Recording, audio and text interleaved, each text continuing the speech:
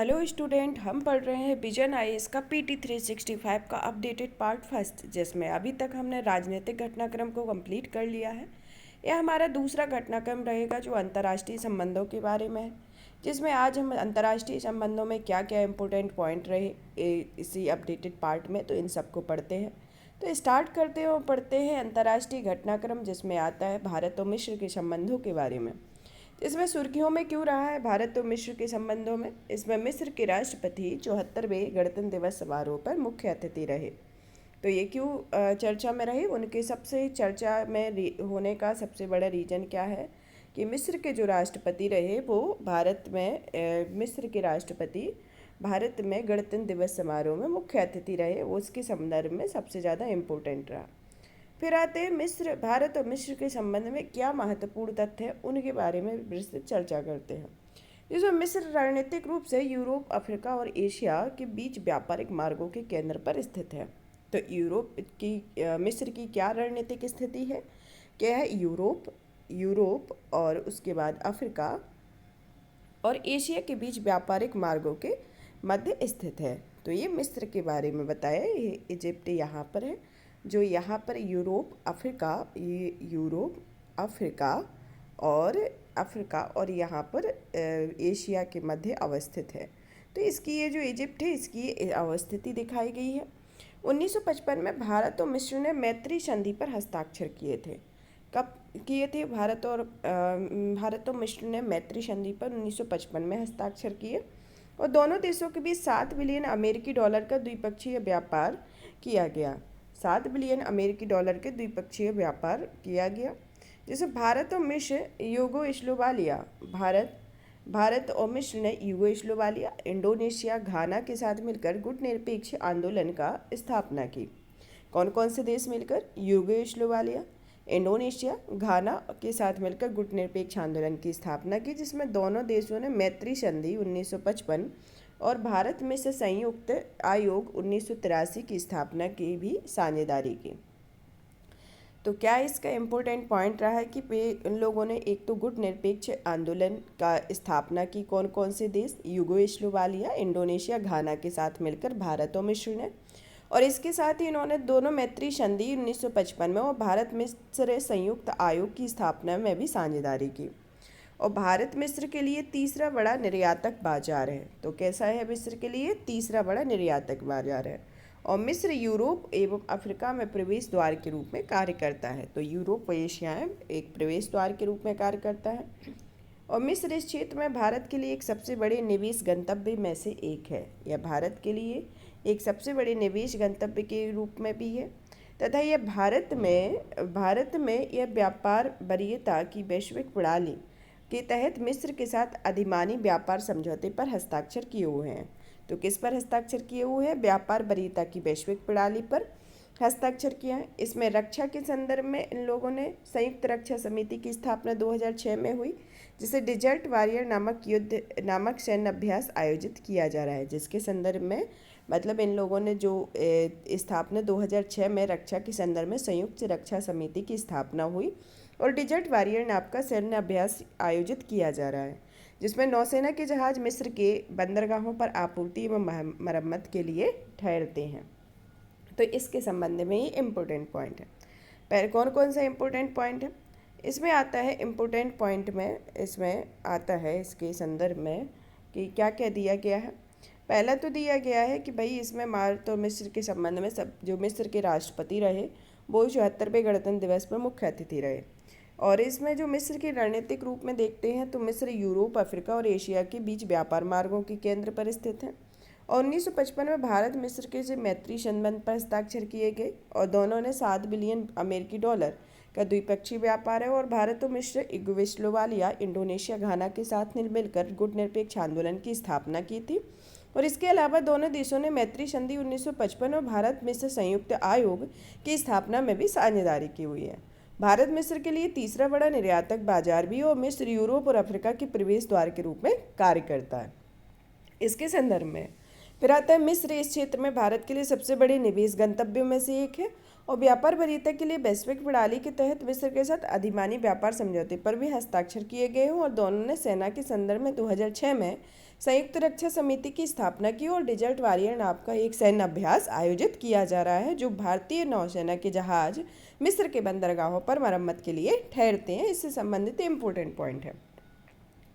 अब आता है भारत और कतर के संदर्भ में। भारत कतर के संदर्भ में वर्ष 2022-23 में भारत और कतर के राजनयिक संबंधों के 50 वर्ष पूर्ण हुए हैं। तो ये भारत और कतर के संदर्भ में इनके 50 वर्ष पूर्ण होने पर ये इसके संदर्भ में ये चर्चा में रहा, जिसमें भारत और कतर के संदर्भ में क्या राजनयिक संबंध रहे, उनके संबंध में महत्वपूर्ण कदम में क्या रहा। दोनों देशों के बीच राजनीतिक संबंध 1973 में स्थापित हुए थे। तो इनके कब स्थापित हुए थे? 1973 में, और प्रेजेंट में 2023 में इसको 50 वर्ष हुए हैं। तो कतर की अवस्थिति देखते हैं कि ये कतर यहाँ पर है, और इसमें जो यहाँ इसका दोहा ये कंट्री है, मेन कंट्री जो वहाँ की आती है। इसके यहाँ पे एक पर्शियन गल्फ है, यहाँ भी पर्शियन गल्फ है, यहाँ गल्फ ऑफ बहरीन है। तो इसकी अवस्थिति है। तो इसमें दोनों देशों के 15 अमेरिकी डॉलर का द्विपक्षीय व्यापार है। भारत कतर स्टार्टअप ब्रिज दोनों देशों के स्टार्टअप इकोसिस्टम को जोड़ने का एक संयुक्त पहल है। तो ये स्टार्टअप इकोसिस्टम को जोड़ने की एक संयुक्त पहल स्टार्ट कर रहा है। रक्षा के क्षेत्र में इन लोगों ने 2008 में हस्ताक्षर किए, जिसमें भारत नियमित रूप से कतर में दोहा अंतर्राष्ट्रीय समुद्री रक्षा प्रदर्शनी सम्मेलन डिमडेक्स की में भाग लेता है। और जैर अल बह या समुद्र की दहाड़ भारतीय और कतर नौसेना के बीच एक नौसैन्य अभ्यास है। तो जो इसका क्या सैन्य अभ्यास है? इसका सैन्य अभ्यास है डिमडेक्स, जो दोहा अंतर्राष्ट्रीय समुद्री रक्षा सम्मेलन में भाग लेता है। और जेल अरबा है भारतीय और कतर नौसेना के बीच एक नौसैनिक सैन्य अभ्यास है, जैर अल बह। अब आता है 2022 में पहली बार इस्लामिक सहयोग संगठन में भारत के लिए पर्यवेक्षक का दर्जा प्रस्तावित किया गया था। कब किया गया था? 2002 में। और कतर भारत को LNG की आपूर्ति करने वाला सबसे बड़े देशों में से है, मतलब तरल प्राकृतिक गैसों को आपूर्ति करने वाला सबसे बड़े देशों में से है। और 2021 में भारत के लिए एक स्वैच्छिक प्रमुख का आपूर्तिकर्ता भी था। और 2012 में दोनों देशों में सांस्कृतिक सहयोग से लेकर समझौते पर हस्ताक्षर किए गए। और 8 लाख से अधिक संख्या से साथ भारतीय समुदाय कतर से सबसे बड़ा प्रवासी समुदाय भी है। और कोविड-19 की दूसरी लहर की मुकाबला करने हेतु कतर एंड फॉर डेवलपमेंट ने भारत को कोविड चिकित्सा राहत सामग्री भी भेजी थी। तो ये कतर के संदर्भ में है। क्या क्या कतर के संदर्भ में? पहला तो ये कि इनको 50 वर्ष पूर्ण हुए हैं, और इनके जो संबंध स्थापित हुए थे वो 1973 में हुए थे। दोनों देशों में 15 अरब अमेरिकी डॉलर का द्विपक्षीय व्यापार हुआ, जो भारत कतर के बीच स्टार्टअप ब्रिज दोनों देशों में स्टार्टअप इकोसिस्टम जोड़ने की एक संयुक्त पहल है। और रक्षा के संदर्भ में इन दोनों के बीच 2008 में हस्ताक्षर किए गए, जिसमें इनका जो दोहा अंतर्राष्ट्रीय समुद्री रक्षा प्रदर्शनी और सम्मेलन में भाग लेता है, द्विवार्षिक है। और यह जैर अल बह या समुद्र की दहाड़ नामक भारतीय और कतर नौसेना के बीच नौसैनिक अभ्यास है। और 2002 में पहली बार इस्लामिक सहयोग संगठन ने भारत के लिए पर्यवेक्षक का दर्जा प्रस्तावित किया। और कतर भारत को LNG की आपूर्ति करने वाला सबसे बड़े देशों में से एक बन गया है। और 2012 में दोनों देशों ने सांस्कृतिक सहयोग को लेकर समझौते पर हस्ताक्षर किए। और 8 लाख से अधिक संख्या की साथ भारतीय समुदाय कतर में सबसे बड़ा प्रवासी समुदाय। कोविड-19 की दूसरी लहर का मुकाबला करने वाले कतर एंड फॉर डेवलपमेंट ने भारत को कोविड चिकित्सा राहत सामग्री भी भेजी थी। तो इसके संदर्भ में ये कतर से रिलेटेड इम्पोर्टेंट पॉइंट रही कि क्या क्या इम्पोर्टेंट रहा इन सब के बारे में। अब आता है, आप पढ़ते हैं साउथ कोरिया, भारत और साउथ कोरिया के बारे में। भारत और साउथ कोरिया के बारे में पढ़ते हैं तो इनके भी 50 वर्ष पूर्ण हुए हैं। तो भारत कतर के हुए हैं, जो 1973 से 2023 तक 50 वर्ष हुए। और यहाँ पर भी इसके जो साउथ ईस्ट कोरिया है उसके साथ भी इसके 50 वर्ष पूरे हुए हैं। दोनों देशों में 2010 में रणनीतिक साझेदारी पर हस्ताक्षर हुए और 2015 में विशेष रणनीतिक साझेदारी के रूप में अपग्रेड किया गया। और रक्षा सहयोग इस साझेदारी के लिए केंद्र में रहे। दोनों देशों के बीच 27 अरब डॉलर का एक द्विपक्षीय व्यापार हुआ। कितने अरब डॉलर का? 27 अरब डॉलर का एक द्विपक्षीय व्यापार हुआ। और व्यापक आर्थिक साझेदारी समझौता को 2010 में लागू किया गया। व्यापक आर्थिक साझेदारी समझौते को 2010 में लागू किया गया। और असैन्य परमाणु सहयोग पर 2011 में हस्ताक्षर किए गए। और 2016 में भारत और साउथ कोरिया में भारत में कोरियाई निवेश को बढ़ावा देने के लिए सुविधाजनक करने के लिए कोरिया प्लस पहल की शुरुआत की गई। और 15वीं शताब्दी में समोगुक यूशा के अनुसार दोनों देश सामाजिक संबंधों और बौद्ध इतिहास का साझा करते हैं। तो किसके अनुसार? समोगुक यूशा के अनुसार। ये यहाँ पर जो साउथ कोरिया की जो कैपिटल है वो सियोल है। तो यहाँ पर ये साउथ कोरिया है, यहाँ इसके ऊपर में चाइना है, यहाँ उसके ऊपर में नॉर्थ कोरिया, फिर नीचे साउथ कोरिया। तो नॉर्थ कोरिया से कनेक्टेड चाइना और साउथ कोरिया से के नीचे आता है साउथ में ये जापान आता है। तो ये इसकी मैप में अवस्थिति है। अब आता है इसके 2015 में साउथ कोरिया में विविध भारतीय संस्कृति और कला के रूप में प्रदर्शन के लिए सारंग नामक एक वार्षिक उत्सव का शुभारंभ किया गया। किस उत्सव का? सारंग नामक वार्षिक उत्सव का। और 1929 में नोबेल पुरस्कार विजेता रविन्द्रनाथ टैगोर ने कोरिया में गौरवशाली अतीत का वर्णन करने के लिए उज्ज्वल भविष्य के लिए लैम्प ऑफ द ईस्ट कविता की रचना भी की थी। तो ये क्यों और भी ज़्यादा इम्पोर्टेंट हो जाता है कि 1929 में जो रविन्द्रनाथ टैगोर रहे उन्होंने कोरिया के लिए उज्ज्वल भविष्य की आशा करते हुए लैम्प ऑफ द ईस्ट की कविता की रचना भी की थी। तो इससे संदर्भ में संबंध रहे कि भारत और साउथ कोरिया के संदर्भ में कि इनके 50 वर्ष पूर्ण हुए हैं। और इसे 2010 में रणनीतिक समझौते पर हस्ताक्षर किए। इसे 2015 में विशेष रणनीतिक साझेदारी के रूप में अपग्रेड किया गया। फिर 27 अरब डॉलर का इनका द्विपक्षीय व्यापार है और यह व्यापार आर्थिक साझेदारी समझौता को 2010 में लागू किया। 2011 में असैन्य परमाणु ऊर्जा सहयोग पर हस्ताक्षर किए गए। 2016 में भारत में कोरियाई निवेश को बढ़ावा देने के लिए कोरिया प्लस पहल की शुरुआत की। और 15वीं शताब्दी में समोगुक यूशा के अनुसार दोनों देशों में सामाजिक संबंधों और बौद्ध इतिहास का साझा करते हैं। और साउथ कोरिया की न्यू सदर्न पॉलिसी में भारत की ईस्ट पॉलिसी के तालमेल में दोनों देशों के बीच 2021 में पहली 2+2 वार्ता आयोजित की गई थी। और 2015 में भारत ने साउथ कोरिया में विविध भारतीय संस्कृति और कला रूपों को प्रदर्शित करने के लिए सारंग नामक एक वार्षिक उत्सव का शुभारंभ किया है। और 1929 में रविन्द्रनाथ टैगोर के द्वारा इस साउथ कोरिया के उज्ज्वल भविष्य का वर्णन करते हुए लैम्प ऑफ द ईस्ट कविता की रचना की गई। तो ये भारत और साउथ कोरिया से संबंध में इम्पोर्टेंट पॉइंट है। अब आता है भारत और यूरेशिया के संदर्भ में। भारत और यूरेशिया के संदर्भ में हाल ही में जापान, साउथ कोरिया, ऑस्ट्रेलिया जैसे देशों में कई पहले शुरू किए हैं। कौन कौन सा देश? जापान, साउथ कोरिया और ऑस्ट्रेलिया। इन पहलों ने संकेत दिया है कि यूरोपीय और एशियाई देशों के बीच बेहतर संबंधों पर बल दिया जा रहा है। तो क्या कहा है कि यूरोपीय और एशियाई देशों के बीच बेहतर संबंधों पर बल देने के संदर्भ में। यूरेशिया के बारे में इसकी भौगोलिक स्थिति और इसकी विशेषताओं के बारे में देखते हैं। तो पहले तो ये यूरेशिया के संदर्भ में इसके मैप के माध्यम से देखते हैं कि कौन सा सागर कहाँ पर है, क्या इसकी विश्व में भौगोलिक स्थिति है, इन सब के बारे में देखते हैं। तो ये यूरेशिया की स्थिति ये यहाँ पर है जो यूरोप और एशिया से मिलकर बना होता है, इसको यूरेशिया कहा गया। जिसके नॉर्थ में आर्कटिक महासागर है, इसके ईस्ट में प्रशांत महासागर है और साउथ में हिंद महासागर है। ये यूरेशिया की अवस्थिति है। जब यहाँ को आते हैं तो दक्षिण अटलांटिक महासागर मिलता है, फिर यहाँ पर उत्तरी अटलांटिक महासागर, फिर यहाँ पर जो मिलता है प्रशांत महासागर और ऊपर नीचे दोनों जगह ये प्रशांत महासागर का विस्तार है। अब ये आते हैं महाद्वीप, जैसे यूरेशिया जो एक महाद्वीप में ही आता है, फिर ये उत्तरी अमेरिका हुआ, फिर दक्षिणी अमेरिका आया, फिर न्यूजीलैंडिया आया, वही अंटार्कटिका है। तो ये इस तरीके से इनकी अवस्थिति है। अब पृथ्वी का सबसे बड़ा महाद्वीपीय क्षेत्र है क्या है? यूरेशिया सबसे महाद्वीपीय क्षेत्र है।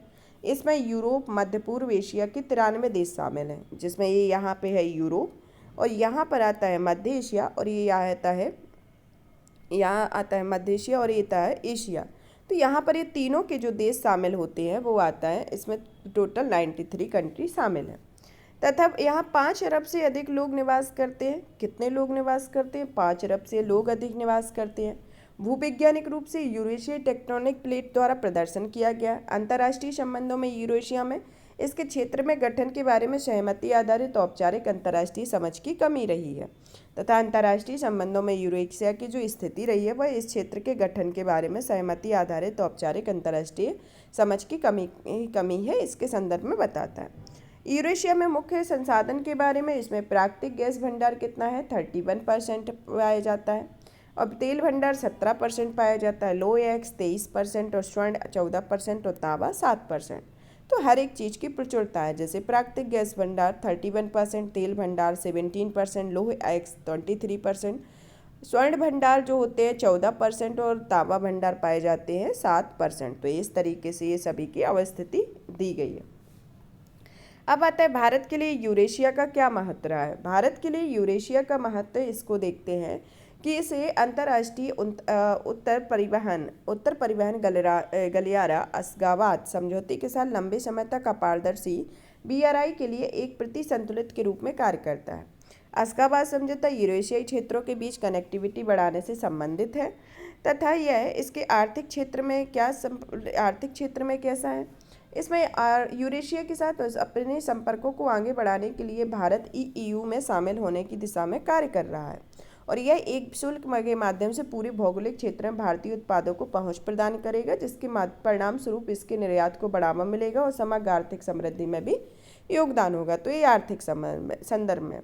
सामाजिक संदर्भ में एक ई नेटवर्क का गठन किया गया, जिसमें IT क्षेत्र भारत द्वारा अपनी क्षमता का लाभ उठाने का एक प्रयास है। क्या है ये? लाभ उठाने का एक प्रयास है और ऐसा भारत के शीर्ष अस्पतालों, शैक्षणिक संस्थानों में यूरेशियाई क्षेत्रों में अलग अलग केंद्रों को जोड़कर किया जा रहा है। यह अलग अलग केंद्रों को जोड़ के किया जा रहा है और इसके अंतर्गत इस पहल को इस क्षेत्र में डिजिटल विभाजन को समाप्त करेगी और स्वास्थ्य शिक्षा में उनकी क्षमता में वृद्धि करेगी। तो ये डिजिटल जो विभाजन है उसको समाप्त करना इसका मेन उद्देश्य है। सुएज नहर के विकल्प के रूप में देखते हैं तो इसमें यूरो एशियाई अंतर्देशीय परिवहन लिंक भीड़भाड़ वाली सुएज नहर के लिए एक विकल्प प्रदान करता है और यह लिंक अंतर्महाद्वीपीय व्यापार प्रवाह की लोचशीलता में बढ़ोतरी को प्रदर्शित करता है। अब आता है यूरेशियन इकोनॉमिक यूनियन क्षेत्रीय आर्थिक एकीकरण अंतर्राष्ट्रीय संगठन है तथा यह अपना एक कानूनी अस्तित्व है इसका और इसे treaty on Eurasian economic union द्वारा स्थापित किया गया है। इसके सदस्य देशों में आते हैं Armenia, Belarus, Kazakhstan, Kyrgyz Republic और रूस आते हैं। तो कौन कौन से सदस्य देश आते हैं? एक आते हैं Armenia, Belarus, Kazakhstan, Kyrgyz Republic of रूस इसके अंतर्गत आते हैं। तो इसमें भारत और यूरेशिया के संदर्भ में क्या रहा है? भारत और यूरेशिया के संदर्भ में कई पहले किसने शुरू की? जापान, साउथ कोरिया और ऑस्ट्रेलिया ने कई पहले शुरू किए, जिससे बेहतर संबंधों को विकसित बनाया जाए। बेहतर संबंधों को विकसित बनाने के संदर्भ में इसकी अवस्थिति को दिखाया गया, जिसमें टोटल 93 देश हैं जो यूरोप, मध्य पूर्व और एशिया को शामिल करता है। फिर इसमें 5 अरब से अधिक लोग रहते हैं तथा इसमें यूरेशियन टेक्टोनिक प्लेट द्वारा इसका प्रदर्शन हुआ है। अंतर्राष्ट्रीय संबंधों में देखते हैं तो इनकी जो प्राकृतिक गैस भंडार है वो भी काफ़ी प्रचुर मात्रा में उपलब्ध है और ये BRI का विकल्प भी यहाँ पर है जो अस्गाबाद समझौते के तहत। फिर आर्थिक संबंधों में आता है, सामाजिक स्थिति क्या है, इन सब के बारे में ये दिया गया और एक सुएज नहर एक विकल्प के रूप में भी प्रदर्शित किया गया। अब आता है भारत रूस मित्रता संधि के बारे में पढ़ते हैं। भारत रूस मित्रता संधि के बारे में इसे हाल ही में भारत रूस के बीच हस्ताक्षरित मित्रता सहयोग संधि के 30 वर्ष पूर्ण हुए हैं। तो कितने वर्ष पूर्ण हुए हैं? 30 वर्ष पूर्ण हुए हैं और 1993 की मित्रता और सहयोग की संधि को भारत तत्कालीन सोवियत रूस के बीच 1971 में संपन्न हुई शांति मित्रता सहयोग की संधि को सीधे संधि का स्थान लिया। 1991 में सोवियत संघ के विघटन के साथ ही 1971 में संधि समाप्त हो गई। मतलब 1991 में जो सोवियत संघ में विघटन के साथ 1971 में समाप्त भी हो गई थी, लेकिन यह संधि भारत की कूटनीतिक नीति का एक उल्लेखनीय प्रदर्शन के रूप में देखी जाती है और 1971 की संधि वास्तव में अनाक्रमण की संधि तथा युद्ध के खिलाफ शांति की संधि थी। इसमें शांति सहयोग और पर अन्य प्रावधानों के साथ सुरक्षा खंडों को भी शामिल किया गया है, जिसका उद्देश्य भारत की रणनीतिक स्वायत्तता तथा स्वतंत्र कार्रवाई की क्षमता को मजबूत करना था। 1993 की संधि 1971 की संधि का एक संशोधित संस्करण है और इसमें किसी भी पक्ष को अन्य देशों की आक्रामकता का सामना करने की संदर्भ में किसी भी प्रकार की सुरक्षा खंडों में शामिल नहीं किया गया। इसमें आता है शांति के संदर्भ में इसका जो मैत्री है और सहयोग के बारे में दिखाया गया। जैसे इसमें जो देखा गया कि एक दूसरे में स्वतंत्र, संप्रभु और क्षेत्रीय संबंधों में सम्मान करना तथा एक दूसरे के आंतरिक मामलों में हस्तक्षेप करने से बचना है।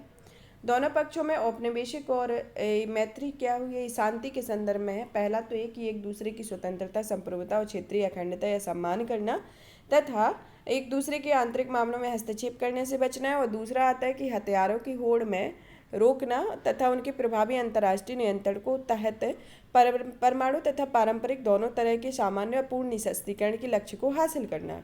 इसके संदर्भ में है। फिर आता है मैत्री जो होती है, मैत्री है तो इसमें दोनों पक्षों में औपनिवेशिक और अवैध दावों के सभी रूपों और प्रकारों के सभी निंदा करते हैं और इसके अंतिम एवं पूर्ण उन्मूलन के लिए दृढ़ संकल्प है। फिर आता है दोनों देशों के हितों को प्रभावित करने वाली प्रमुख अंतर्राष्ट्रीय समस्याओं पर नियमित संपर्क स्थापित करना या बनाए रखना। सहयोग के संदर्भ में आता है कि यह एक पक्ष से दूसरे पक्ष के साथ सशक्त एवं संलग्न किसी भी तरह के तीसरे पक्ष को कोई भी सहायता करने के लिए रोकने के लिए बाध्य करता है। समानता, पारंपरिक लाभ और मोस्ट फेवर्ड नेशन में व्यवहार के सिद्धांतों के आधार पर आर्थिक, वैज्ञानिक और तकनीकी क्षेत्रों में आपसी सहयोग को मजबूत करने में विस्तारित करेगा। तो इसके शांति, मैत्री और सहयोग संधि के प्रमुख प्रावधान है। ये शांति से रिलेटेड दिए गए हैं, मैत्री से संबंध में और सहयोग से संदर्भ में इसके प्रावधान किए गए। अब पढ़ते हैं महत्वपूर्ण और उभरती प्रौद्योगिकी पहल के बारे में। कौन कौन सी प्रौद्योगिकी पहल है, जिसमें हाल ही में भारत और संयुक्त राज्य अमेरिका के बीच ICET की उद्घाटन बैठक का आयोजन किया गया। Initiative on critical and emerging technology का उद्घाटन किया गया। ICET से जुड़े संबंधित तथ्यों में देखते हैं कि कौन कौन से हैं। इसमें पहला आता है कि इसे 2022 में क्वाड सम्मेलन के दौरान लॉन्च किया गया था। कब लॉन्च किया गया था? 2022 में। इसका उद्देश्य क्या रहा है? दोनों देशों को एक विश्वसनीय प्रौद्योगिकी भागीदारी के रूप में स्थापित करना। यह लक्ष्य प्रौद्योगिकी मूल्य श्रृंखलाओं का निर्माण करके वस्तुओं के सह विकास और सह उत्पादन का समर्थन किया जाएगा। यह एक स्थायी तंत्र के माध्यम से विनियामकी प्रतिबंधों, निर्यात नियंत्रणों और गतिशीलता संबंधी बाधाओं को दूर करना है, या इसके संदर्भ में। फिर ICT से संदर्भित लाभ कौन कौन से इसके संदर्भ में लाभ प्राप्त होते हैं। पहला तो ये कि इस पहल के माध्यम से हाई परफॉर्मेंस कंप्यूटिंग जैसे महत्वपूर्ण क्षेत्रों में भारत के लिए निर्यात संबंधी बाधाएं कम हो सकती हैं और भारत और अमेरिका के स्टार्टअप इकोसिस्टम के बीच संपर्कों को मजबूती मिल सकेगी। तो इसके संदर्भ में ICT के संदर्भ में पहली वार्ता के दौरान घोषित अन्य पहलें कौन कौन सी है। पहली पहल तो है कि अनुसंधान और औद्योगिक सहयोग को सुविधाजनक बनाने तथा नवाचार को इकोसिस्टम को मजबूत करने के लिए भारत अमेरिका क्वांटम समन्वय तंत्र की स्थापना की जाएगी। दूसरा आता है भारत और अमेरिका के लिए स्टार्टअप को आपस में कनेक्ट करने के लिए एक नया इनोवेशन ब्रिज लॉन्च किया जाएगा।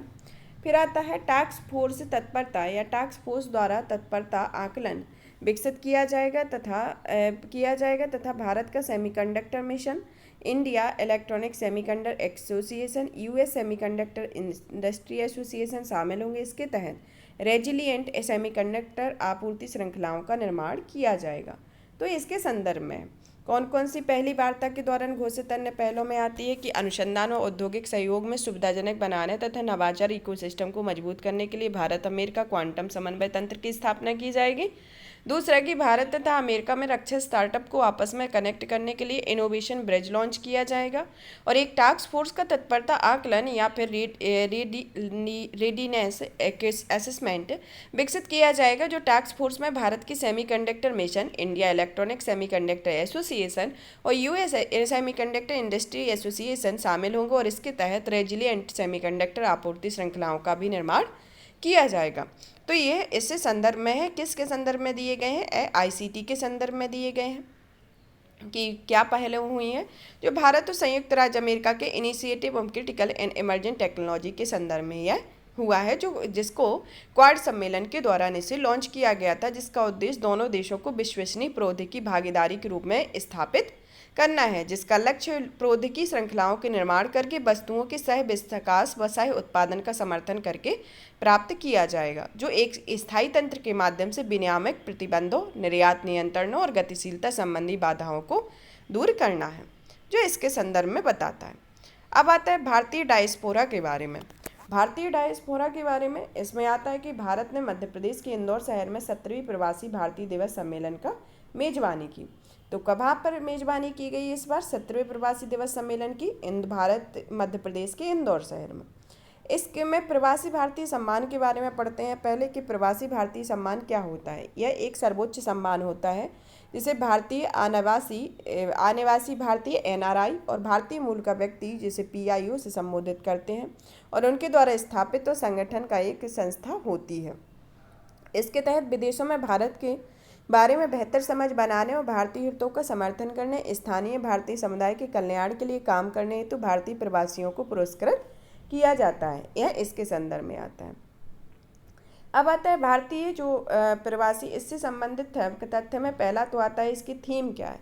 थीम है कि प्रवासी अमृतकाल में भारत की प्रगति के लिए विश्वसनीय भागीदारी। क्या थीम है? प्रवासी अमृतकाल में भारत की प्रगति के लिए विश्वसनीय भागीदारी। तो इसका जो प्रवासी 17वां प्रवासी दिवस सम्मेलन हुआ वह इंदौर में हुआ, मध्य प्रदेश के इंदौर शहर में आयोजित हुआ, जिसकी थीम रही प्रवासी अमृतकाल में भारत की प्रगति के लिए विश्वसनीय भागीदारी। प्रवासी अमृतकाल में भारत की प्रगति के लिए विश्वसनीय भागीदारी इसकी थीम रही। इसमें कौन कौन से फोकस देश रहे और कौन कौन से देश भागीदार रहे उनके बारे में पढ़ते हैं। इसमें फोकस देश रहा लैटिन अमेरिका। इसमें फोकस देश लैटिन अमेरिका, जिसमें पीडीपी के तहत प्रवासी भारतीय सम्मान पुरस्कार दिए गए। यह किसके लिए पुरस्कार दिए जाते हैं? जैसा एनआरआई, ओसीआई और किसी संस्था या कार्ड धारक के लिए तो ये सम्मान दिए गए। फिर आता है प्रवासी भारतीय दिवस के बारे में पढ़ लेते हैं कि इसका कब इसकी शुरुआत की गई और किसके द्वारा इसका कब इनका प्रवासी दिवस मनाने की संकल्पना स्टार्ट की गई और किन के उपलक्ष्य में की गई।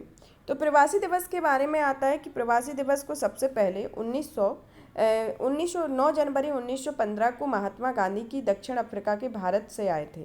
भारत वापस आए हुए थे और इस दिवस पर इनकी स्मृति में इन्हें मनाया जाता है। तो प्रवासी दिवस कब मनाया जाता है? 9 जनवरी को।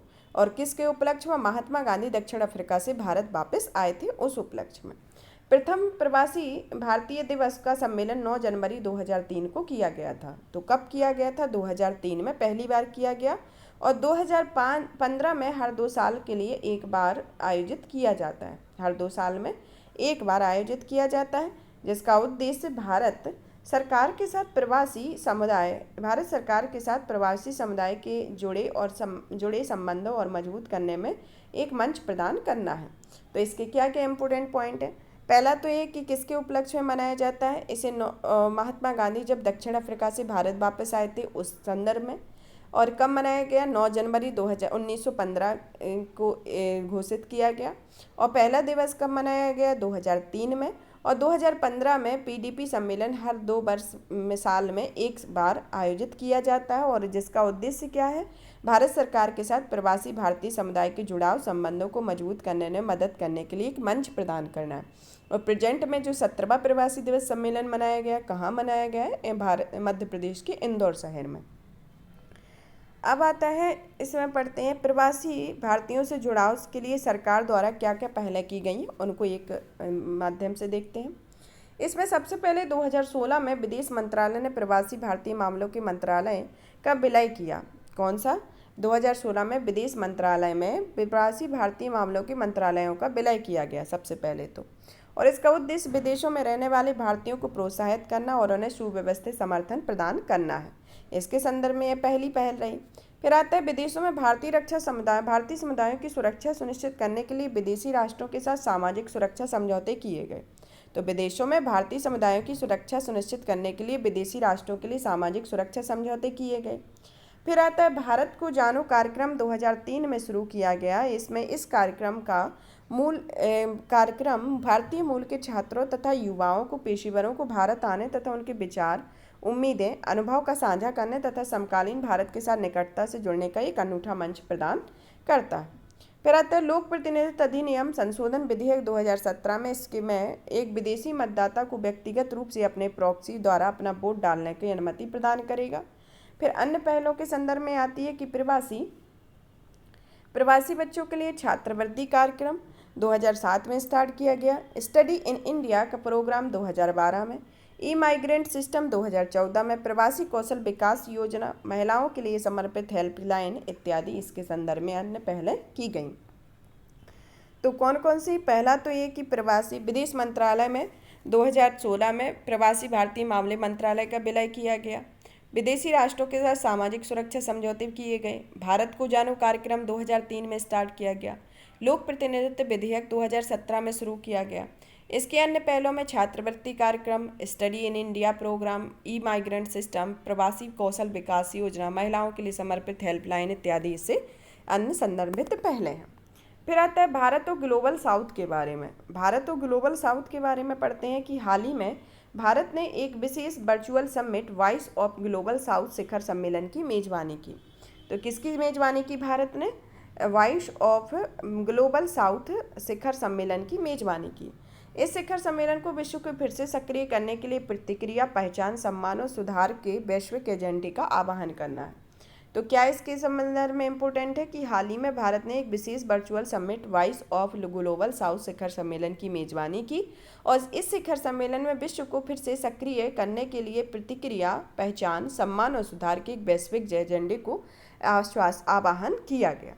अब आता है भारत और ग्लोबल साउथ के बारे में। भारत और ग्लोबल साउथ में जैसे ये समृद्ध उत्तर है और ये इसका एक गरीब दक्षिण है, तो इसको इस तरीके से, और इसके बीच में ये कौन सी लाइन है? ये ब्रॉन्ट लाइन है। 1980 के दशक में ब्रॉन्ट लाइन को यह दर्शाने के तरीके के रूप में विकसित किया गया था कि कैसे दुनिया भौगोलिक रूप से अपेक्षाकृत समृद्ध और गरीब देशों में विभाजित हो गई है। तो ये भारत और ग्लोबल साउथ के संदर्भ में है कि ये यहाँ पर समृद्ध उत्तर को दिखाया गया है, यहाँ दक्षिण को, गरीब दक्षिण को दिखाया, और इस जो लाइन जो निर्धारित की गई ये ब्रॉन्ट लाइन या 1980 के दशक में इसको स्थापित किया गया था। ग्लोबल साउथ का आशय उन देशों से है जो अपेक्षाकृत वंचित हैं। कौन से देश हैं? जो अपेक्षाकृत वंचित हैं और इन देशों में संयुक्त राष्ट्र सुरक्षा परिषद और ब्रिटेन वुड्स संस्थाओं में उचित प्रतिनिधित्व नहीं है। तो जो ग्लोबल साउथ के आशय उन देशों से होता है जो अपेक्षाकृत वंचित हैं और इन देशों में संयुक्त राष्ट्र सुरक्षा परिषद और ब्रिटेन वुड्स संस्थाओं में उचित प्रतिनिधित्व नहीं है, या उसके संदर्भ में है। फिर आता है ग्लोबल साउथ का महत्व कौन कौन से क्षेत्र में क्या है, इनके बारे में पढ़ते हैं। ये जैसे पहला तो आता है जलवायु परिवर्तन में। जलवायु परिवर्तन में जलवायु वित्त प्रौद्योगिकी का दायित्व को पूरा करना, यह इसका महत्व है। दूसरा आता है ऊर्जा सुरक्षा, ऊर्जा न्याय और संधारणीय ऊर्जा संरक्षण के मामले में साझा चिंता करना। तीसरा आता है गरीबी और असमानता जैसे मुद्दों से निपटने के लिए अनुभव साझा करना। चौथा आता है प्राकृतिक संसाधनों में जैसे तेल, गैस, खनिज, लकड़ी आदि से संबद्ध होना। फिर पांचवा आता है दक्षिण एवं दक्षिण सहयोग में देश गरीबी, असमानता जैसे मुद्दों में निपटने के लिए अपने अनुभव साझा कर सकते हैं। तो कौन कौन से क्षेत्र हैं? जलवायु परिवर्तन, ऊर्जा, गरीबी, असमानता, प्राकृतिक संसाधन और दक्षिण दक्षिण सहयोग इसके संदर्भ में। फिर आता है औपनिवेशिक, इसमें क्या दिया गया है? जैसे औपनिवेशिक अतीत, भारत और ग्लोबल साउथ समिट के बीच जो सामान्य समझौते हैं उसमें पहला है औपनिवेशिक अतीत, दूसरा आता है सामाजिक आर्थिक मुद्दे, तीसरा आता है अल्प प्रतिनिधित्व और चौथा आता है प्रवासी। तो इसके 4 हैं। और भारत के दृष्टिकोण क्या है इसके प्रति? प्रकृति में सलाहकार रहना, परिणाम उन्मुख होना, जन केंद्रित रहना, मांग संचालित और समान व्यवहार। तो इसके संदर्भ में ये इसके प्रमुख भारत के दृष्टिकोण हैं।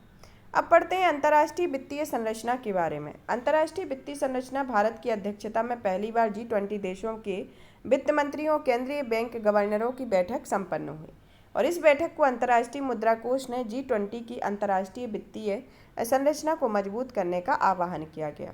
तो हाल ही में भारत की अध्यक्षता पहली बार G20 देशों के वित्त मंत्रियों और केंद्रीय बैंक गवर्नरों की 14वीं बैठक संपन्न हुई है, और इस बैठक को अंतर्राष्ट्रीय मुद्रा कोष ने G20 में अंतर्राष्ट्रीय वित्तीय संरचना को मजबूत करने का आह्वान भी किया है, जिसमें वैश्विक और वित्तीय प्रणाली के संदर्भ में ऋणदाता देशों के संदर्भ में देखते हैं।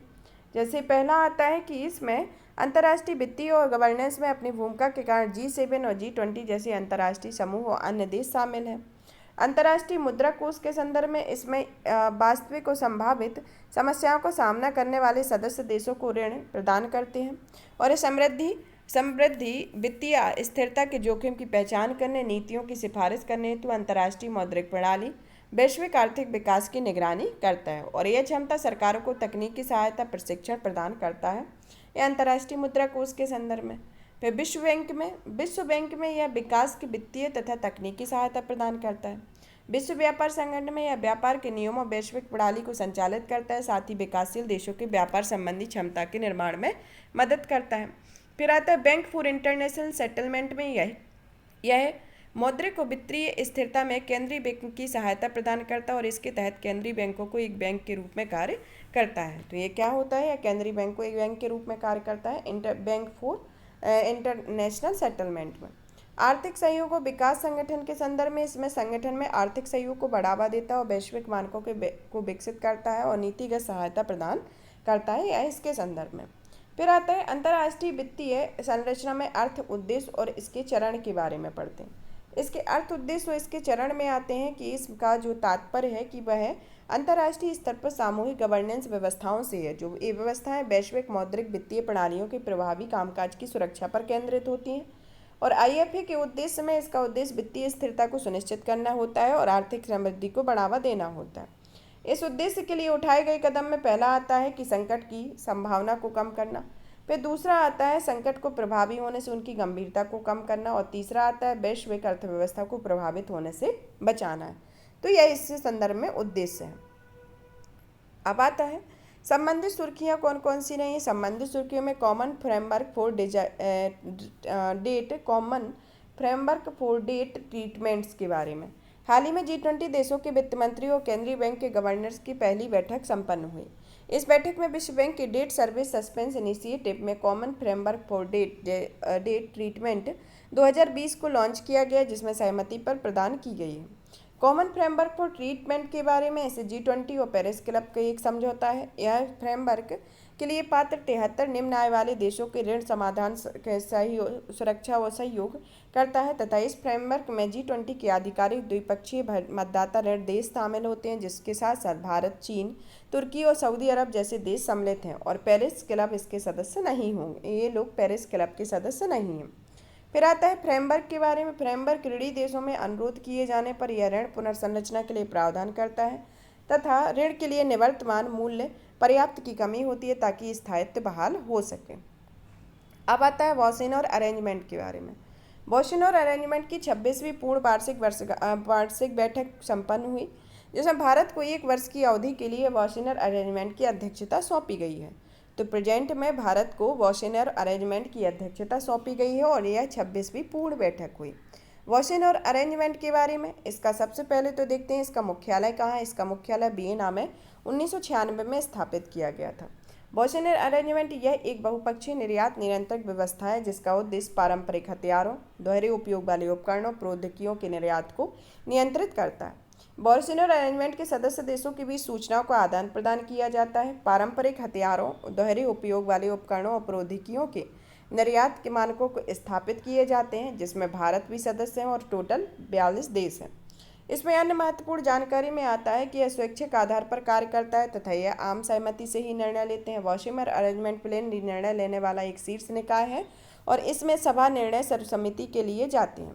चीन को छोड़कर संयुक्त राष्ट्र सुरक्षा परिषद में अन्य सभी स्थायी सदस्य इसके हस्ताक्षरकर्ता राष्ट्र हैं और भारत वॉशिंगटन अरेंजमेंट में 2017 में 42वें प्रतिभागी राष्ट्र के रूप में शामिल हुआ है। तो 42 सदस्य देश हैं, जिसमें 42वां जो सदस्य राष्ट्र है वह भारतीय और प्रेजेंट में वह इसका 1 साल अवधि के लिए इसकी अध्यक्षता करेगा और 26वीं पूर्ण वार्षिक बैठक इसकी संपन्न हुई है, जिसका मुख्यालय वियना में जो 1996 में स्थापित हुआ था। अब आता है भारत और यूएन पीस कीपिंग के बारे में। भारत ने अबेई में संयुक्त राष्ट्र शांति स्थापना मिशन में महिला शांति रक्षक सैनिकों की एक टुकड़ी तैनात की है। कहाँ पर? अबेई में। यह अबेई सूडान और साउथ सूडान के बीच विभाजित करने वाली एक सीमांकन रेखा है। यह अबेई एक रेखा है, एक सीमा रेखा है। अबेई एक सीमा रेखा है जो सूडान और साउथ सूडान मतलब सूडान और साउथ सूडान को विभाजित करने वाली रेखा है। इस टुकड़ी को संयुक्त राष्ट्र अंतरिम सुरक्षा बल के में शामिल भारतीय बटालियन के एक हिस्से के रूप में तैनात किया गया। संयुक्त राष्ट्र संस्था में स्थापित करने के लिए भारत का योगदान भारत में किसी भी अन्य देश की तुलना में अधिक कार्मिकों का योगदान है। भारत ने 1948 के बाद दुनिया में 71 संयुक्त राष्ट्र शांति स्थापना मिशनों में से 49 में अपनी सेवा दी है। फिर आता है कि भारत वर्तमान में 5वां सबसे बड़ा सैन्य योगदानकर्ता देश रहा है, जिसमें भारत ने 13 सक्रिय संयुक्त राष्ट्र शांति स्थापना मिशनों में से 8 में 5323 कर्मियों के जरिए अपना योगदान दिया है। भारतीय रक्षा सैन्य समुदायों में चिकित्सा देखभाल, पशु चिकित्सा सहायता, इंजीनियरिंग जैसी सेवाएं प्रदान की गई हैं। फिर आता है भारत में लैंगिक शोषण और दुर्व्यवहार पर ट्रस्ट फंड के योगदान देने वाला पहला देश बना हुआ और 2016 में स्थापित किया जाएगा। शांति स्थापना में भारतीय महिला में आती हैं। भारत की महिला शांति रक्षकों में कांगो, लाइबेरिया, दक्षिणी सूडान, हैती सहित कई देशों ने अपनी सेवाएं दी हैं। 2007 में भारत संयुक्त राष्ट्र शांति की स्थापना मिशन में एक पूर्ण महिला की तैनाती के लिए पहला देश बन गया है तथा 2014 में जम्मू कश्मीर पुलिस की भारतीय पुलिस अधिकारी शक्ति देवी को अंतर्राष्ट्रीय महिला पुलिस शांति पुरस्कार से सम्मानित किया गया और वह अफगानिस्तान में संयुक्त राष्ट्र मिशन के रूप में तैनात की गई थी।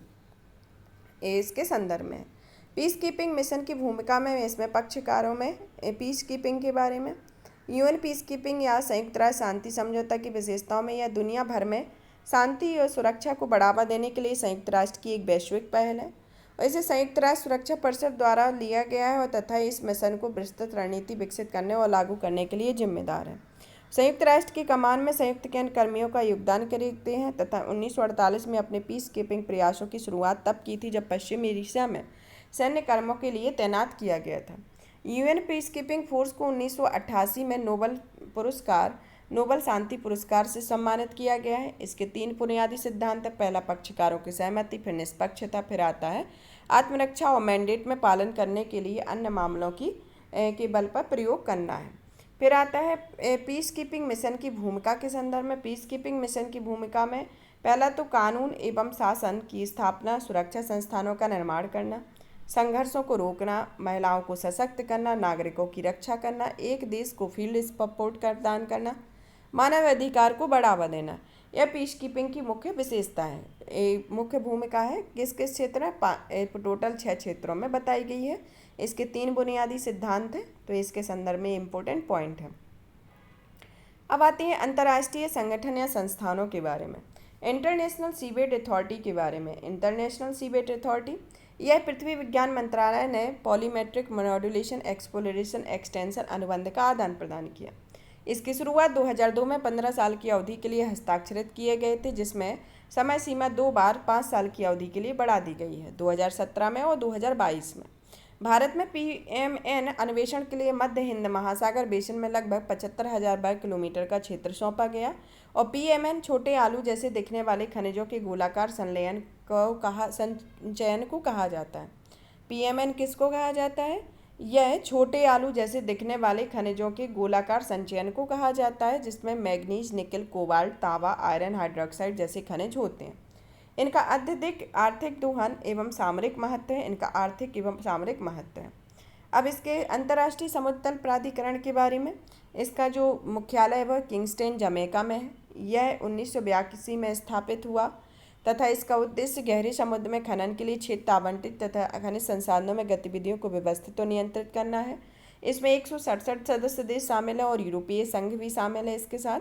और अन्य साम्यवादी में यह पायनियर इन्वेस्टर का दर्जा प्राप्त करने वाला पहला देश है तथा इसमें भारत समुद्र तल में पॉलीमेट्रिक नेडल्स की खोज के लिए मध्य हिंद महासागर बेसिन की एक विशेष क्षेत्र को आवंटित किया गया है। इससे संबंधित अन्य जानकारी है। अब आता है संयुक्त राष्ट्र सामाजिक विकास आयोग के संदर्भ में। संयुक्त राष्ट्र सामाजिक विकास आयोग को भारत संयुक्त राष्ट्र की 42वें सत्र की अध्यक्षता के लिए चुना गया है।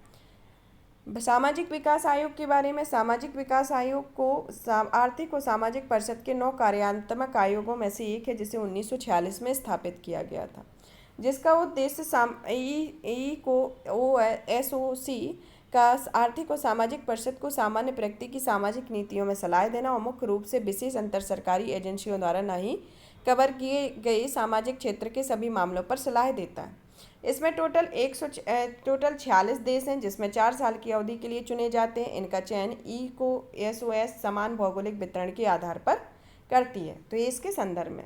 फिर आता है अंतर्राष्ट्रीय समुद्री संगठन के बारे में। आईएमओ ने औद्योगिक कर्मियों के लिए आवागमन में शामिल जहाज़ों के लिए एक नया अनिवार्य अंतर्राष्ट्रीय रक्षा को अपनाया। 1 जुलाई 2024 को लागू होगा, जिसमें कार्गो जहाज़ों, उच्च गति वाले कार्गो क्रॉप टॉप तटीय क्षेत्रों में औद्योगिक कर्मियों के परिवहन तथा उनकी व्यवस्था के लिए सक्षम बनाना है। इसके संदर्भ में आईएमओ के बारे में। आईएमओ की स्थापना 1948 में की गई, जिसका मुख्यालय लंदन यूके में है। यह संयुक्त राष्ट्र की एक विशेष एजेंसी है, जिसकी उत्पत्ति संयुक्त राष्ट्र के तत्वावधान में अपनाई गई एक कन्वेंशन के माध्यम से स्थापित किया गया और इसका उद्देश्य अंतर्राष्ट्रीय जहाजरानी की सुरक्षा और संरक्षा में सुधार के उपायों के लिए तथा इसमें टोटल 174 देश हैं, जिसमें भारत भी शामिल है। यह इसके संदर्भ में मुख्य इंपोर्टेंट पॉइंट है। अन्य संबंधित सुर्खियों में आती है। पहली तो श्रीलंका में 13वां संविधान संशोधन किया गया, उसके संदर्भ में भारतीय विदेश मंत्री ने कहा है कि श्रीलंका में अल्पसंख्यक तमिल समुदाय के साथ सामंजस्य स्थापित करने के लिए श्रीलंका में 13वें संविधान संशोधन का पूर्ण कार्यान्वयन महत्वपूर्ण रहा है। 1987 में भारत और श्रीलंका के बीच 13वें संविधान संशोधन में तमिल समुदाय के लिए सत्ता हस्तांतरण हिस्सेदारी की प्रावधान किया गया था। श्रीलंका में तमिल समुदाय अपनी राजनीतिक स्वायत्तता की मांग कर रहा है और श्रीलंका तमिल समुदाय की मांग पर कई बार वार्ताओं का आयोजन कर चुका है, लेकिन हर बार इनकी मांग पूरी करने में विफल रहा है। 13वां संविधान संशोधन की प्रावधान तमिल श्रीलंका में सभी समुदायों के बीच एकता की भावना को विकसित करने में मददगार है।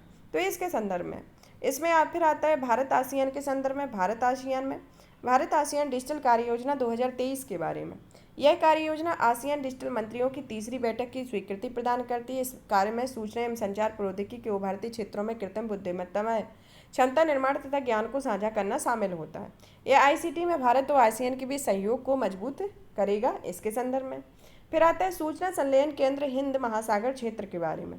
सूचना संलयन केंद्र हिंद महासागर की स्थापना 2018 में की गई। इसका जो मुख्यालय है यह गुजरात हरियाणा में है तथा इसकी मेजबानी भारतीय नौसेना करती है, जिसका उद्देश्य हिंद महासागर के क्षेत्र में समुद्री सुरक्षा और रक्षा को बढ़ावा देना है। फिर आता है बेहतर आपसी समन्वय और समय पर इनपुट्स प्राप्त करने के लिए IFC-IOR कई भागीदार देशों में अंतर्राष्ट्रीय संपर्क अधिकारियों की मेजबानी भी करता है और इन भागीदारी देशों में ऑस्ट्रेलिया, फ्रांस, इटली, संयुक्त राज्य अमेरिका, यूनाइटेड किंगडम जैसे देश शामिल आते हैं। IFC-IOR में बहुपक्षीय समुद्री सुरक्षा केंद्रों में संपर्क स्थापित किए गए हैं तथा इसके संदर्भ में इसमें क्या क्या सुरक्षा के लिए क्या क्या पहलें शुरू की गई हैं। पहली पहल तो भारत के पहले समुद्री रक्षा समन्वयक की नियुक्ति की गई है और भारत के प्रधानमंत्री ने सागर पहल प्रारंभ की है। फिर हिंद महासागर में महासागर पहल की शुरुआत की है। नौसेना की इंटर कोऑपरेटिव में वृद्धि के लिए मालाबार, इंडो थाई कॉर्पोरेट जैसी संयुक्त राष्ट्र समुद्री अभ्यास आयोजित किए गए हैं। फिर आता है रक्षा अधिग्रहण के क्षेत्र में आधुनिकीकरण पर बल दिया जा रहा है, जो स्कॉर्पियन श्रेणी के पनडुब्बियां एवं विमान वाहक के लिए इसका एक उदाहरण विकसित करती हैं।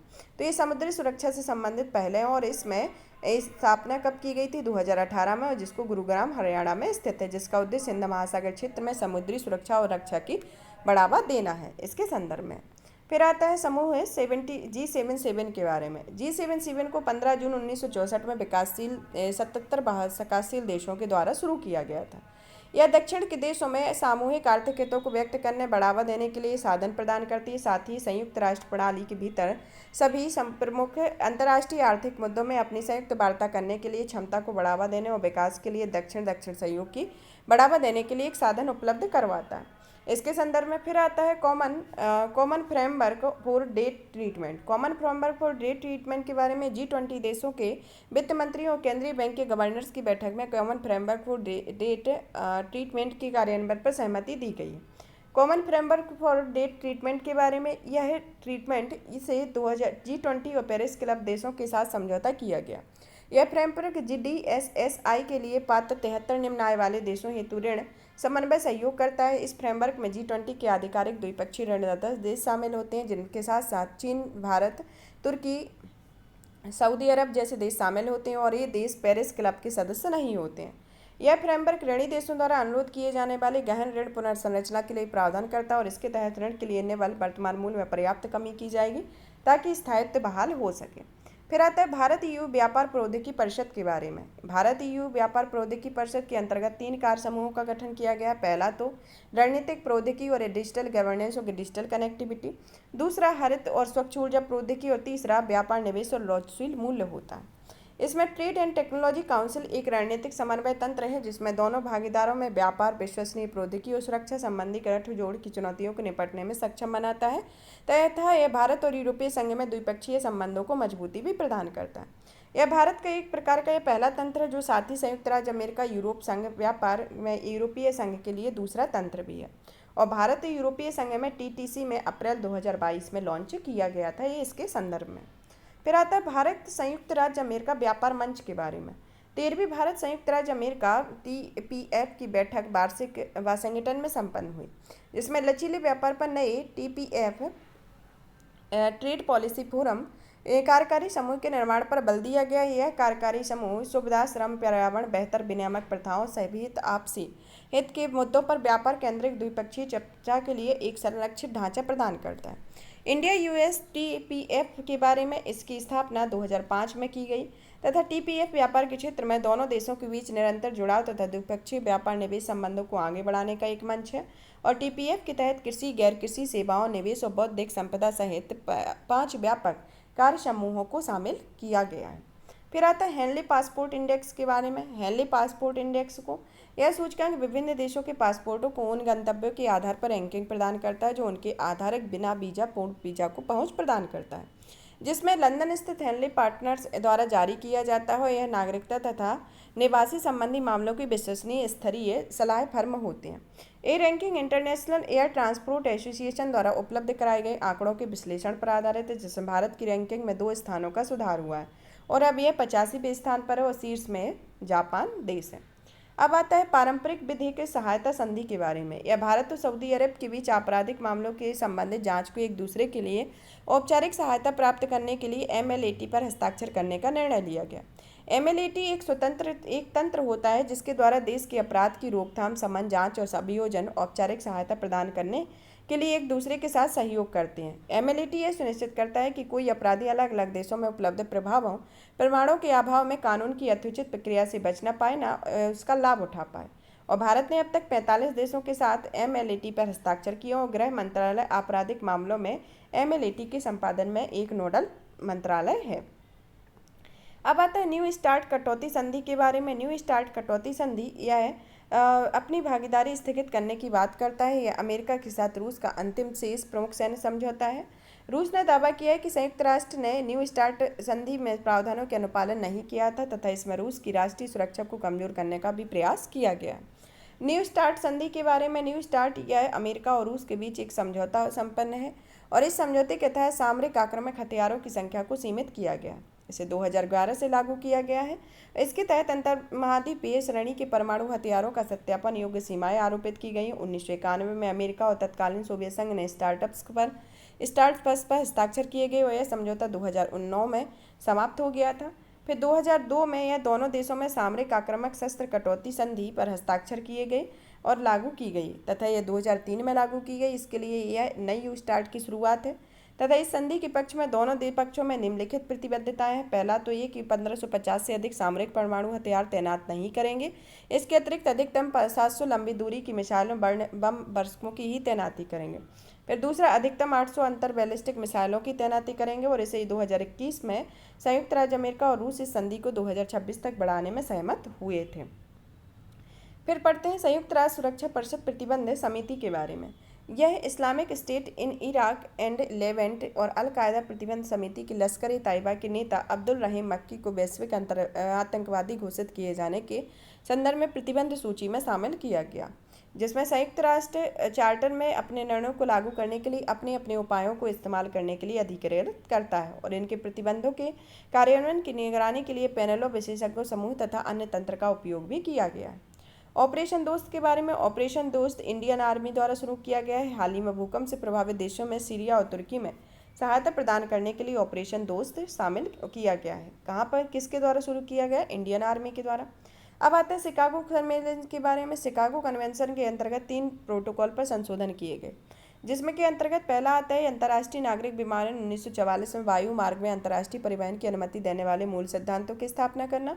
दूसरा, शिकागो कन्वेंशन के अनुच्छेद सभी पक्षकारों के लिए विशेष अधिकारों दायित्वों का प्रावधान करते हैं। साथ ही यह अंतर्राष्ट्रीय वायु परिवहन की विनियमित करने के लिए ICAO के मानकों और कार्य पद्धति अंगीकरण को बढ़ावा देते हैं। इसमें 193 देश पक्षकार हैं, जिसमें लिechtenstein को छोड़कर संयुक्त राष्ट्र सभी के सभी सदस्य शामिल होते हैं।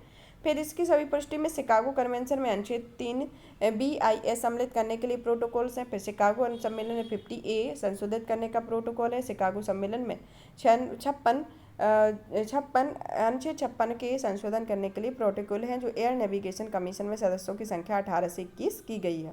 तो शिकागो कन्वेंशन से संबंधित 3 प्रोटोकॉल है। अब आता है अंतर्राष्ट्रीय नागरिक उड्डयन समिति के उड्डयन संगठन के बारे में, जिसका मुख्यालय मॉन्ट्रियल कनाडा में है, जिसकी स्थापना 1947 में हुई थी और इसमें 193 सदस्य देश हैं, जिसमें भारत भी शामिल है। अब आता है फैब 4 या चिप 4 अलायंस के बारे में। अमेरिका के नेतृत्व वाले फैब 4 सेमीकंडक्टर अलायंस की पहली बैठक की गई, जिसमें विश्व के शीर्ष देशों के नाम पर ताइवान, संयुक्त राज्य अमेरिका, जापान, साउथ कोरिया है।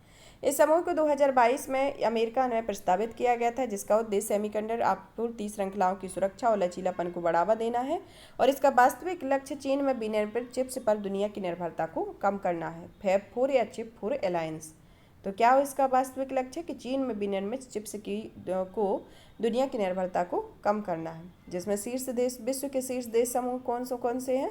ताइवान, संयुक्त राज्य अमेरिका, जापान, दक्षिण कोरिया शामिल है। अब आता है इंटरनेशनल यूनियन ऑफ रेलवे के बारे में। हाल ही में 18वीं इंटरनेशनल यूनियन फॉर रेलवे की विश्व कांग्रेस की आयोजन किया गया। यह रेलवे सुरक्षा बल और इंटरनेशनल यूनियन ऑफ रेलवे की संयुक्त रूप से आयोजित किया गया है तथा यह जयपुर घोषणा पत्र को अपनाया गया है। इसमें कार्यवाही के एजेंडा की रूपरेखा तैयार की है, जो वैश्विक रेलवे संगठन रक्षा, सुरक्षा और दीर्घकालिक लक्ष्यों को प्राप्त करने में मदद करेंगे। इस घोषणा पत्र में दुनिया भर में सुरक्षित और सकुशल रेल नेटवर्क स्थापित करने के लिए यूआईसी प्रतिबद्धता रेखांकित की गई। इसमें 2025 तक एशिया प्रशांत, लैटिन अमेरिका और अफ्रीकी क्षेत्रीय असेंबलियों को सक्रिय किया जाएगा। इसमें यूआईसी के बारे में, यूआईसी को रेल परिवहन के जुड़े अनुसंधान, विकास, संवर्धन के लिए रेल क्षेत्रकों तथा प्रतिनिधित्व करने वाले विश्व स्तरीय पेशेवर संघ है, जिसका मुख्यालय पेरिस है। अब आता है डूम्सडे क्लॉक के बारे में। Doomsday clock bulletin of atomic scientist ने विश्व में विनाश का संकेत देने के लिए डूम्सडे क्लॉक का मध्य रात्रि में 90 सेकंड का सेट किया हुआ है, और इसका अर्थ होता है कि विनाश और मध्यरात्रि में अब तक केवल 90 सेकंड का ही समय बचा है, और इसका मुख्य संभावित कारण यूक्रेन में परमाणु युद्ध के बढ़ते खतरे के कारण इसको बताया गया। BAS या बुलेटिन ऑफ एटॉमिक साइंटिस्ट की स्थापना 1945 में अल्बर्ट आइंस्टीन और शिकागो विश्वविद्यालय के वैज्ञानिकों ने की, और इसमें प्रथम परमाणु बम के निर्माण में मैनहट्टन प्रोजेक्ट कार्य किया गया था। डूम्सडे क्लॉक को 1947 में बनाया गया था तथा यह एक ऐसी घड़ी है जो जनता को चेतावनी देती है कि यह हमारे द्वारा बनाई गई खतरनाक तकनीकों से अपनी दुनिया को नष्ट करने के लिए करीब है, तथा इसकी शुरुआत से लेकर इसकी मिनट की सुई को 25 बार रीसेट किया जा चुका है। अब आती है स्प्रिंट योजना के बारे में। स्प्रिंट योजना को भारतीय नौसेना ने भारत सागर डिफेंस इंजीनियरिंग प्राइवेट लिमिटेड की एक समझौते पर हस्ताक्षर किए। यह समझौता स्प्रिंट योजना के तहत सशस्त्र स्वायत्त बूट स्वार्म तैयार करने के लिए किया गया है। स्प्रिंट एक सहयोगी आधारित योजना है। इसमें STRI शामिल है, जो supporting pole vaulting in R and through iDEX या रक्षा उत्कृष्टता के लिए नवाचार। एन में यह नौसेना नवाचार और स्वदेशीकरण संगठन, और टी में यह प्रौद्योगिकी विकास त्वरण प्रकोष्ठ है तथा इसका उद्देश्य रक्षा उद्योग में मदद से नौसेना के 75 स्वदेशी विकास करना है। तो यह जो योजना स्प्रिंट योजना किसके द्वारा चलाई गई है? भारतीय नौसेना ने सागर डिफेंस इंजीनियरिंग प्राइवेट लिमिटेड के साथ एक समझौते पर हस्ताक्षर किए, और इसमें स्प्रिंट योजना के तहत स्वायत्त बोट स्वार्म तैयार करने के लिए किया गया है। स्प्रिंट पर एक सहयोग पर आधारित योजना है, जिसमें SPRI का मतलब सपोर्टिंग पोल वॉल्टिंग इन R&D थ्रू आईडेक्स है। एन का मतलब नौसेना नवाचार और स्वदेशीकरण संगठन। टी का मतलब प्रौद्योगिकी विकास त्वरण प्रकोष्ठ है, जिसका उद्देश्य रक्षा उद्योग में मदद में भारतीय नौसेना में 75 स्वदेशी विकास करना है। सुर्खियों में रहे स्थल, जिसमें ये स्थल दिखाए गए हैं। कौन कौन से स्थल हैं? जैसे Finland, Norway, Armenia, Azerbaijan, Cyprus, Lebanon, Mongolia, Siachen glacier, Oman, Yemen, Uganda, अबियानी जो रेखा से संबंधित था, Suriname, Peru, Canada, Guyana, Australia, पुर्तगाल, स्वेज कैनाल, नॉर्वे, ये शब्द हैं। तो इसको देखते हैं। इसमें पहला आता है ऑस्ट्रिया के बारे में। ऑस्ट्रिया है, ऑस्ट्रिया की राजधानी है वियना।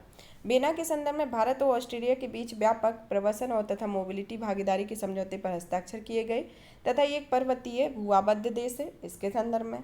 फिर आता है सियाचिन ग्लेशियर। सियाचिन ग्लेशियर काराकोरम लद्दाख में स्थित है तथा यह पहली महिला अधिकारी को तैनात किया गया सियाचिन में भारतीय सेना में, और यह दुनिया का सबसे ऊंचा तथा ठंडा युद्ध क्षेत्र जहां साल्टोरो रिज और पूर्व पश्चिम में तथा पूर्व में काराकोरम श्रेणी के बीच स्थित है।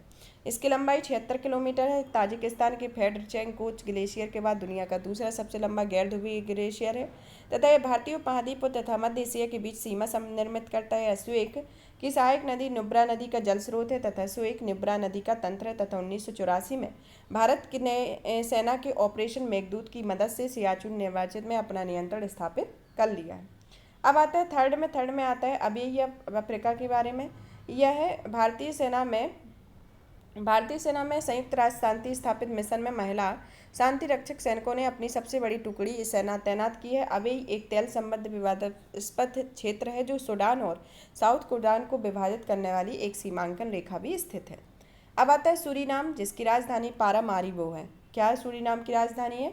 पारामारिबो। यह 17वें प्रवासी दिवस सम्मेलन समारोह में सूरीनाम के राष्ट्रपति ने भाग लिया है तथा यह कैरिबियन क्षेत्र में एक हिंदी भाषा प्रशिक्षण संस्थान का सुझाव दिया गया जिसमें सूरीनाम पहले डच गुआना के नाम से जाना जाता था। यह साउथ अमेरिका के उत्तरी छोर पर स्थित है। तो यह सूरीनाम के बारे में। सूरीनाम की राजधानी पारामारिबो है और यह क्यों संदर्भित रहा? क्योंकि यहाँ पर 17वें प्रवासी दिवस सम्मेलन में सूरीनाम के राष्ट्रपति ने भाग लिया है। फिर आता है युगांडा या कंपाला के संदर्भ में। युगांडा की राजधानी कंपाला में। युगांडा में घातक रोग इबोला का उन्मूलन की घोषणा की गई। यह दुनिया का सबसे अधिक आबादी वाला भू आबद्ध देश है। यह पूर्व मध्य अफ्रीका में स्थित है। फिर आता है गुआना। गुआना की राजधानी जॉर्ज टाउन है जिसमें हाल ही में मंत्रिमंडल में गुआना के बीच हवाई सेना समझौते पर मंजूरी दी है जिसमें भारत और गियोना में तेल गैस क्षेत्र में सहयोग पर सहमत हुए हैं तथा गुआनाज एक हिस्सा है जो दक्षिण अमेरिका के उत्तर पूर्व भाग में गुआना शील्ड पर स्थित है। यह एक प्राचीन भू वैज्ञानिक संरचना है जो उत्तरी तट पर स्थित है। इसमें गुआनाज ने गुआना, सूरीनाम और फ्रेंच गुआना शामिल है। तो गुआनाज में कौन कौन शामिल है? गुआना, सूरीनाम और फ्रेंच गुआना।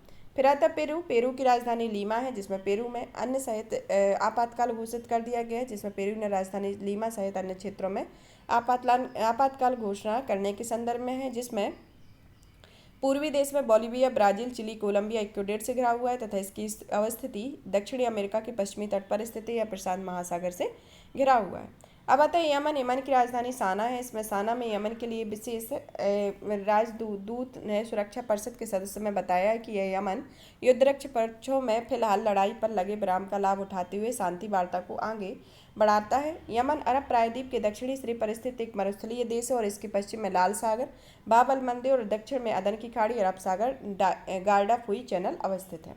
फिर आता है ओमान। ओमान की राजधानी मस्कट है और इसमें भारत और ओमान के बीच संयुक्त आतंकवाद के स्वरूप को निपटने में सहमति प्रकट की है तथा ओमान अरब प्रायद्वीप के दक्षिण पूर्व के किनारे पर स्थित दुनिया का सबसे प्राचीन स्वतंत्र देश है।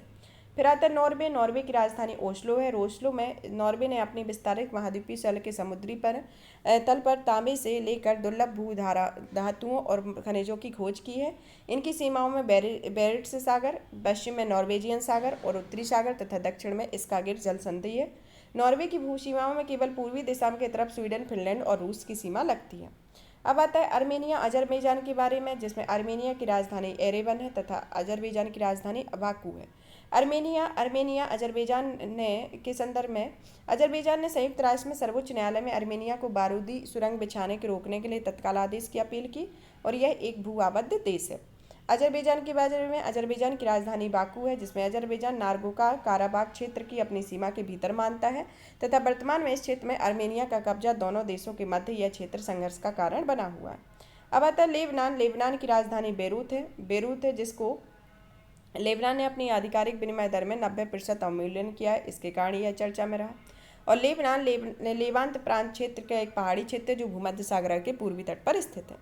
फिर आता है मलावी के बारे में। मलावी की राजधानी लिगोंगवे है। मलावी की राजधानी लिगोंगवे है। इसमें मलावी में हैजे का भीषण प्रकोप देखा जा रहा है जहां पर 1000 से अधिक लोगों की मौत हो गई तथा मलावी दक्षिण अफ्रीका में ग्रेट लिफ्ट वैली में स्थित एक भू आबद्ध देश है। फिर आता है कनाडा। कनाडा की राजधानी ओटावा है। ओटावा इसकी राजधानी है जिसे हाउस ऑफ कॉमन्स ने चीन छोड़कर कनाडा जाने पर 10,000 उइगर तथा अन्य तुर्की मुसलमानों को शरण देने से संबंधित प्रस्ताव सर्वसम्मति से पारित किया गया है तथा कनाडा उत्तरी अमेरिका के क्षेत्र में स्थित है तथा इसके क्षेत्रफल के आधार पर रूस के बाद दूसरे नंबर पर आता है। फिर आता है अर्जेंटीना के बारे में। अर्जेंटीना की राजधानी ब्यूनस आयर्स है, जिसके संदर्भ में अर्जेंटीना की सरकार ने अपने उद्यमियों की सुरक्षा के लिए प्रौद्योगिकियों का उपयोग करने के लिए मदद लेना चाहती है तथा यह दक्षिण अफ्रीका के दक्षिण भाग में स्थित है। इसमें मुख्यतः 4 क्षेत्र एंडीज, नॉर्थ पम्पास, पेंटोगोनिया को विभाजित किया गया है। फिर आता है फिनलैंड के बारे में। फिनलैंड की राजधानी हेलेंसिकी है। भारत और फिनलैंड के बीच क्वांटम कंप्यूटर तथा परमाणु प्रौद्योगिकी सहित कई अत्याधुनिक तकनीकों और आपसी संबंधों को विस्तार करने की मंशा प्रकट की है। यह उत्तरी यूरोप के स्थित एक नार्डिक देश है तथा बोथनिया की खाड़ी, फिनलैंड की खाड़ी तथा इसके मुख्य जलीय निकाय हैं, जिसमें एस्टोनिया की दक्षिणी सीमा पर समुद्री सीमा पर साझा करते हैं तथा फिनलैंड का जो हिस्सा आर्कटिक बेल्ट के उत्तर में स्थित है वह अपलैंड फिनलैंड के नाम से जाना जाता है। और सबसे बड़ी झील साइमा है, जो फिनलैंड में 1000 झीलों की भूमि के रूप में जाना जाता है। तो सबसे बड़ी झील कौन सी है? साइमा। और फिनलैंड की राजधानी कौन सी है? हेलेंसिकी।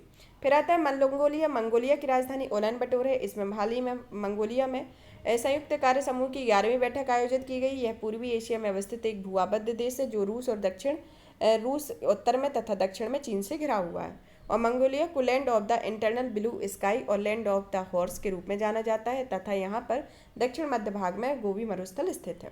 फिर आता है साइप्रस। साइप्रस की राजधानी निकोशिया, जिसे निकोस क्रिस्टोडोलाइट्स को साइप्रस का राष्ट्रपति बनाया गया है। निकोस क्रिस्टोडोलाइस यह भूमध्य सागर के उत्तर पूर्वी भाग में स्थित है तथा भूमध्य सागर में सिसिली और सार्डिनिया के बाद तीसरा सबसे बड़ा द्वीप है।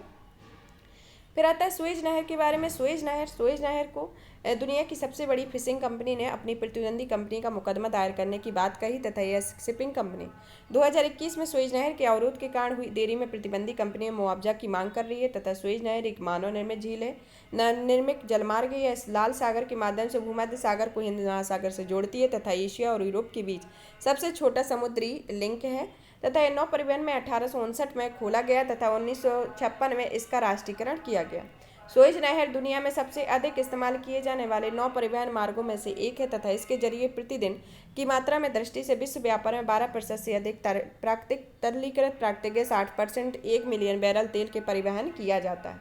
यह सुएज नहर के संदर्भ में।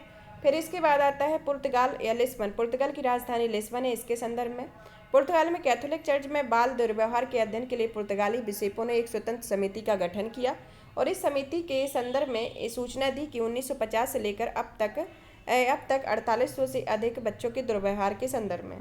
फिर आता है न्यूजीलैंड के बारे में। न्यूजीलैंड की राजधानी वेलिंगस्टन है, जिसने न्यूजीलैंड में चक्रवात गैब्रियल के कारण आई बाढ़ और भूस्खलन की वजह से आपातकाल की घोषणा की गई है, जिसमें दक्षिण प्रशांत इसकी अवस्थिति जो है वह दक्षिण प्रशांत महासागर में एक द्वीपीय देश है। यह पॉलिनेशिया के दक्षिण पश्चिम भाग में स्थित यह दूरस्थ भूमि है, जो पड़ोसी ऑस्ट्रेलिया में 1600 किलोमीटर दक्षिण पूर्व में स्थित है। और कुक जलसंधि इन दो मुख्य द्वीपों उत्तरी और दक्षिणी द्वीपों को विभाजित करती है, जिसमें रिंग ऑफ फायर का हिस्सा है तथा रिंग ऑफ फायर परिप्रशांत मेखला की परिपट्टीय भूकंपीय परिपट्टी है, उसके संदर्भ में। अब आता है सुर्खियों में रहे सैन्य अभ्यास। जैसे तर्कस सैन्य अभ्यास रहा है, यह भारत और यूएसए के बीच में रहा है। साइक्लोन जो फर्स्ट रहा है भारत और मिस्र के बीच में। दस्तलिक उज्बेकिस्तान, भारत उज्बेकिस्तान के बीच में। धर्म गार्जियन वीर गार्जियन अभ्यास भारत और जापान के बीच में इस अभ्यास रहे, जिसमें अभ्यास की प्रकृति में शामिल है जैसे घरेलू अभ्यास जो है अभ्यास के नाम है, जैसे ट्रॉपिक्स यह भारतीय नौसेना का प्रमुख समुद्री अभ्यास है। और अम्फेक्स यह 2023 में तीनों देशों सेनाओं का संयुक्त अभ्यास है। फिर आता है तोपची 2023, यह मुख्य फोकस स्वदेशी क्षमताओं में आत्मनिर्भरता प्राप्त करने में प्रगति प्रदर्शन करना है। ट्रॉपिक्स, एम्पेक्स 2023 और तोपची यह भारतीय नौसेना के अभ्यास हैं, जिसमें कोई देश शामिल नहीं है। फिर आता है इसके बाद दस्तलिक अभ्यास। दस्तलिक अभ्यास में इसमें भारत और उज्बेकिस्तान शामिल है, भारत उज्बेकिस्तान। धर्म गार्जियन वीर गार्जियन में भारत और जापान शामिल है, ये द्विपक्षीय सैन्य अभ्यास है। तर्कस अभ्यास भी इसी तरीके का है, जिसमें भारत और अमेरिका शामिल है। और साइक्लोन फर्स्ट में भारत मिस्र है। फिर आता है बहुपक्षीय अभ्यास में आता है डेजर्ट फ्लैग 8 में, जिसके अंतर्गत आते हैं सऊदी अरब, संयुक्त अरब अमीरात, Bharat, France, Kuwait, Australia, United kingdom, Bahrain, Morocco, Spain, गणराज्य और संयुक्त राज्य अमेरिका आती हैं। यह इसके संदर्भ में है। यहाँ पर हमारा ये अंतर्राष्ट्रीय संबंध का टॉपिक फिनिश होता है, जिसमें हमने जो इस अपडेटेड पार्ट में जो जो इम्पोर्टेंट पॉइंट रहे सभी को पढ़ा और इनका एक बार एक रिवीजन करना या फिर इस वीडियो को एक बार देख लेंगे तो जो भी क्वेश्चन आएंगे तो ये आराम से कर ले जाएंगे। इसमें कौन कौन से सैन्य अभ्यास है? तर्कस भारत यूएसए के बीच, साइक्लोन फर्स्ट भारत मिस्र में, दस्तलिंक भारत उज्बेकिस्तान, और धर्म गार्जियन और वीर गार्जियन भारत जापान में। घरेलू में आते हैं ट्रॉपिक्स, एम्पेक्स तोपची 2023, द्विपक्षी में दस्तलिक धर्म गार्जियन वीर गार्जियन, तर्कस साइक्लोन फर्स्ट, और बहुपक्षी में आ जाता है डेजर्ट फ्लैग 8 आता है। चलिए यहाँ पर हमारा टॉपिक फिनिश होता है। नेक्स्ट क्लास में हम नेक्स्ट टॉपिक के साथ मिलेंगे। और भी इसी तरीके की वीडियो को देखने के लिए चैनल को लाइक करें, सब्सक्राइब करें, शेयर करें। धन्यवाद।